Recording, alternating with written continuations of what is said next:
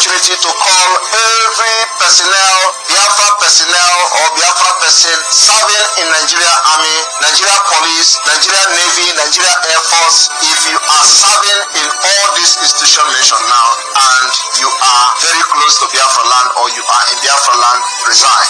Resign. They bring you to Biafra, resign, because once you have that uniform on, we don't know who you are. You are the enemy and you are our enemy.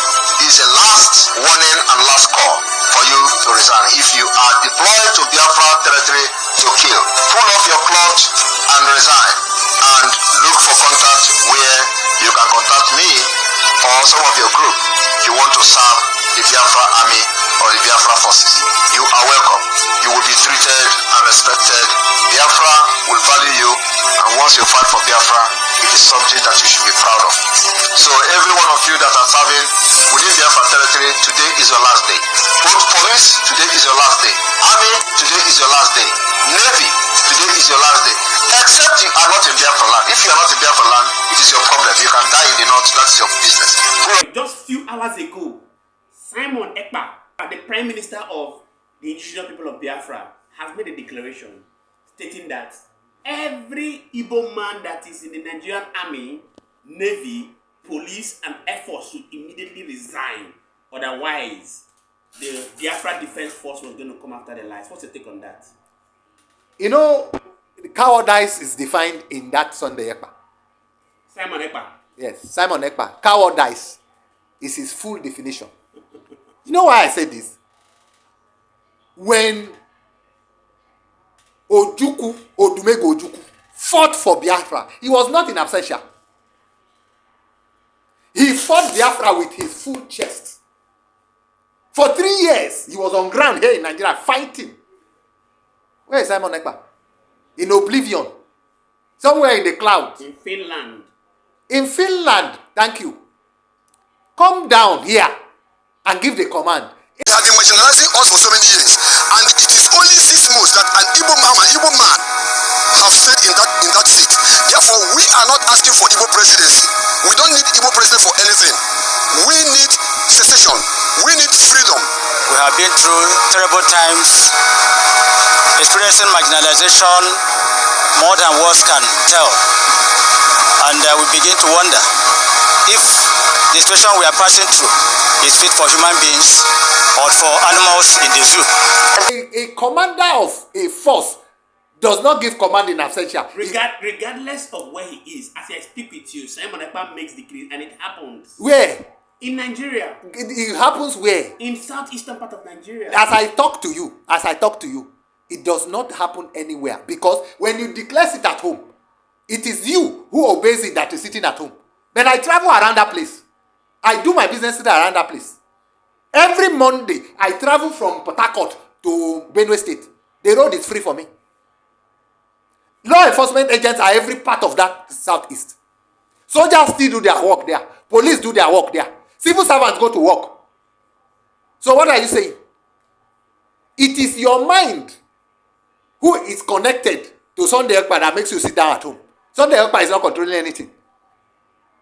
Or Simon Ekpa, whatever you call his name. If he wants all Nigerian army that are indigenous of the southeast to resign, let him come and wear his own uniform here and then lead them in war. Just like Ojukwu did in 1967. He who fights to run lives to fight again. He is a coward. He who fights and runs away is a coward. There is no definition about it.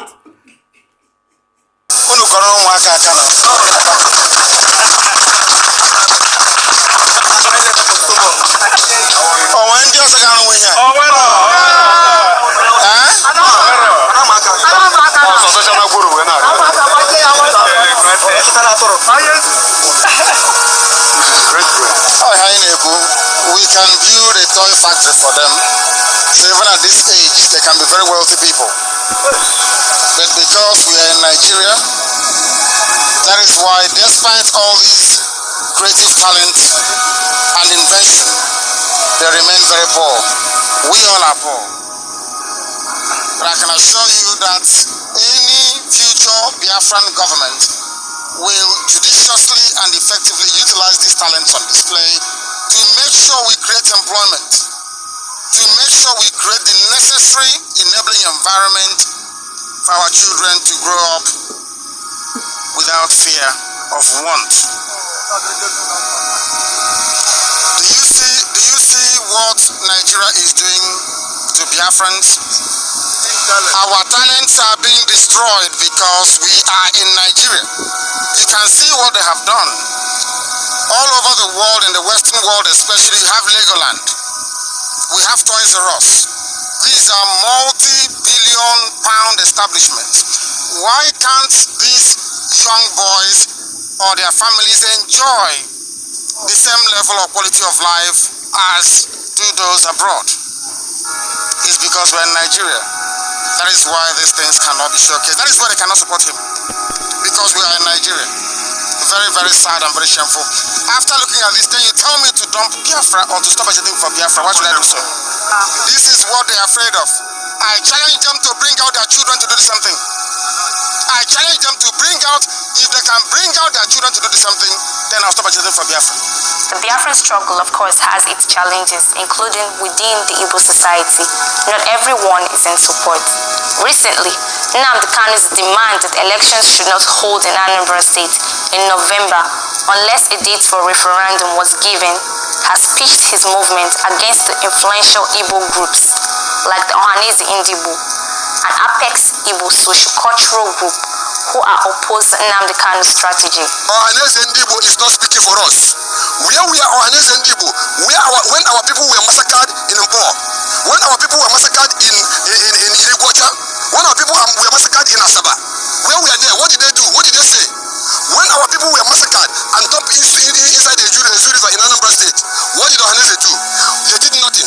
For over 54 years now, Ohanese Indibo has been there, taking money, enjoying their lives, not thinking about the future of the children whom they believe, whom they say that they're protecting.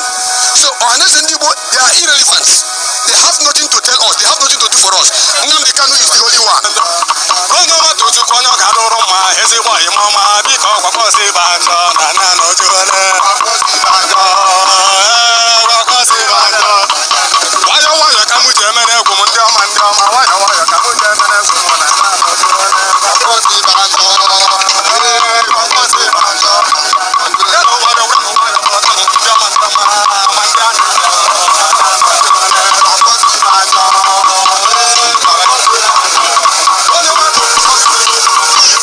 Meanwhile, in reaction to this renewed agitation for Biafra, northern Nigerian youths under the auspices of Arewa youths in June of 2017 issued a quick notice to Igbo people to leave the northern parts of Nigeria by October 1st of 2017.